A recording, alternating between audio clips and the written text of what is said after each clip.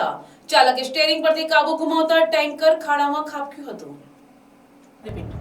Vesma overbridge પર મુંબઈથી અમદાવાદ તરફ જઈ રહેલા GJ 219690 નંબરના એક ટેન્કરનું અચાનક ટાયર ફાટ્યું હતું। ટાયર ફાટતા ચાલકે સ્ટીયરિંગ પરનો કાબુ ગુમાવ્યો હતો, જેના પગલે ટેન્કર મુખ્ય માર્ગ પરથી સર્વિસ રોડ તરફ વળી ગયું હતું અને આશરે 50 મીટર જેટલું અંતર કાપી સાઈડના ખાડામાં ખાબક્યું હતું।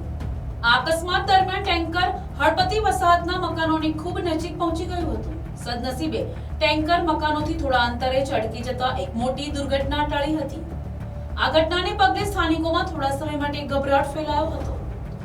અકસ્માતમાં ટેન્કર ચાલકને ઈજા પહોંચી હતી, જેને તાત્કાલિક નજીકની હોસ્પિટલમાં સારવાર માટે ખસેડવામાં આવ્યા છે।